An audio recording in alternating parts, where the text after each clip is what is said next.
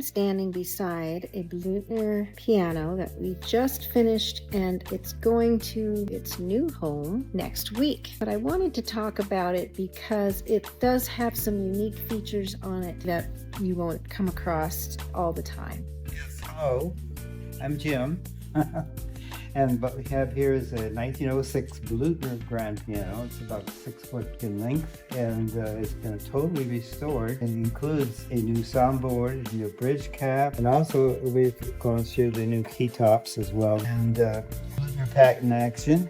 And I'll pull that out so we can see that. If you want to take a close-up look, you can see it doesn't have the normal type of escapement action that would be on the current pianos used today. That is called the Bluthner patent action. So this part here is, instead of a whipping, I think it's what like it is, an abstract. Yeah, right. It has the jack, of course, and when it strikes, it catches normal, and it has a different feel.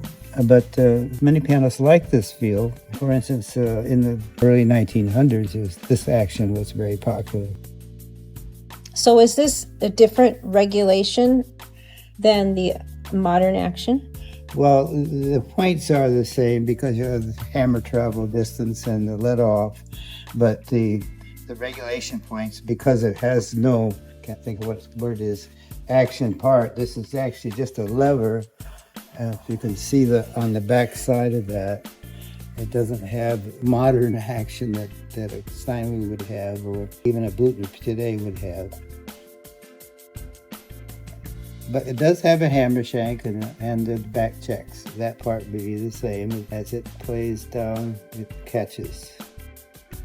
So we're back here in the action department, and I wanted to show you a modern action versus the Bluthner patent action. So take a look here.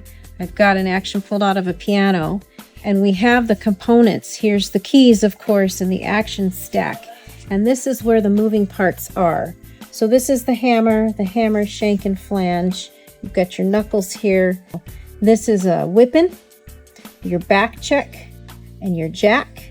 And then when you play the key, the movement is like a teeter-totter. So that's how the modern actions work, and those are also on the new Bluthners. Now take a look over here.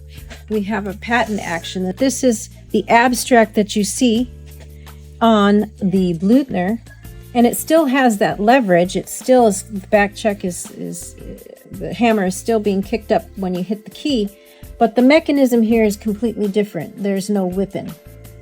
And so it's going to have a different feel when you play, and it's going to be a different regulation, but the regulation specs should be very similar.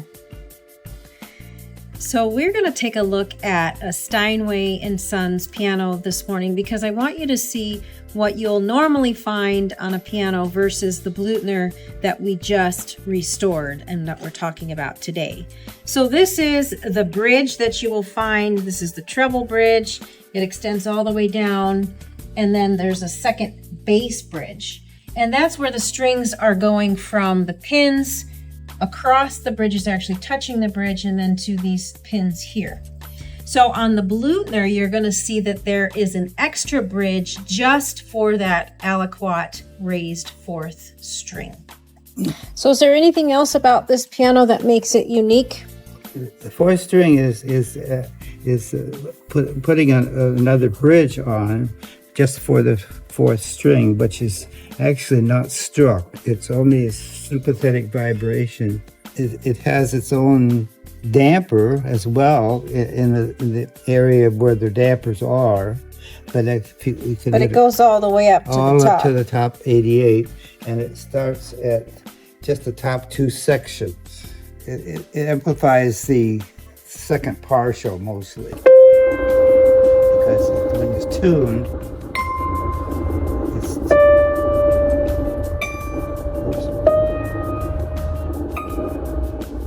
that one was out of tune. There's that one.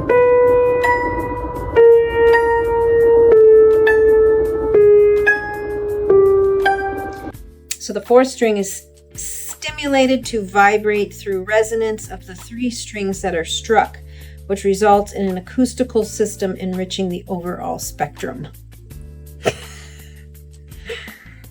It would be good to point out that these are brand new strings, so we need to tune them a few times, right? Yes. Even after this gets delivered, it's going to need a few tunings. Well, it's typical in that respect. Any piano will need plenty of tunings the first year. The first year. It depends on how much it's used. Right. Played, let's put it that way.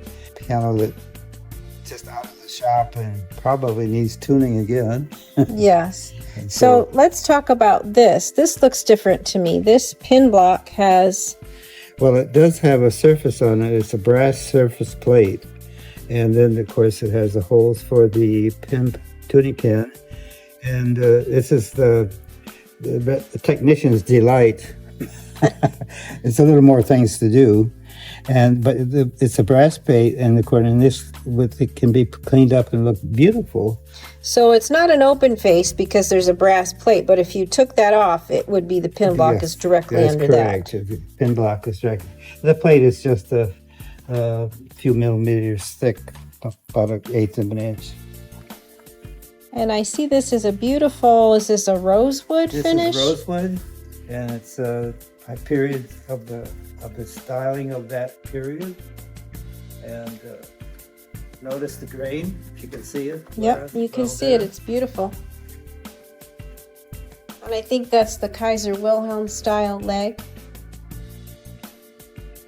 So this piano turned out really nice. We'll tune it a few more times and get it all assembled, and then it will be delivered to its new home next week.